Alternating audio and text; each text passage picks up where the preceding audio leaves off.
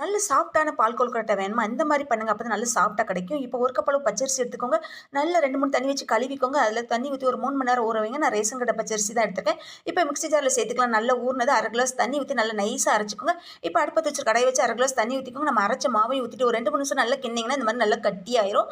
இப்போ நெய் தடவுன பிளேட்டுக்கு மாத்திட்டு, கையில கொஞ்சம் நெய் தடவிட்டு ஒண்ணு போல பெசஞ்சு குடுத்துட்டு, இந்த மாரி சின்ன சின்ன உருண்டைகளா உருட்டி எடுத்து வச்சுக்கோங்க. இப்போ அடுப்பத்த வச்சு ஒரு இட்லி பாத்திரம் வச்சு தண்ணி கொதிச்சதுக்கப்புறம் மேல் தட்டுல கொஞ்சம் நெய் தடவிட்டு உருண்டைகள எடுத்து வைங்க. இப்போ ஒரு 5 நிமிஷம் நல்லா வேக விடலாம். இன்னொரு அடுப்புல ஒரு பாத்திரத்த வச்சுக்கோங்க. அதில 1/2 கிளாஸ் தண்ணி, 200 கிராம் வெல்லம் நல்லா கொதிச்சதுக்கு அப்புறமா வடிகட்டி எடுத்துக்கோங்க.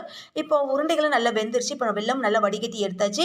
இப்போ உருண்டைகள அதில போட்டு நல்லா கொதிக்க விடுங்க. நல்லா கொதிச்சதுக்கு அப்புறமா நம்ம மிக்ஸி ஜார கழுவிட்டு 1 கிளாஸ் தண்ணி ஊத்தி கழுவிட்டு இது கூட ஊத்தி ஒரு 5 நிமிஷம் கொதிக்க விடலாம். 1/2 மூடி தேங்காய், 1 பிஞ்ச் அளவு உப்பு, 1/2 டீஸ்பூன் அளவு ஏலக்காய் தூள் நல்லா சேர்த்து நல்லா கொதிச்சதுக்கு அப்புறமா இறக்கையில ஒரு நல்ல திக்கான தேங்காய் பால் 1 கிளாஸ் சேர்த்துட்டு 10 முந்திரிய வறுத்துட்டு சேர்த்தீங்கன்னா, சூப்பரா நல்ல சாஃப்ட்டான பால் கொழுக்கட்டை ரெடி.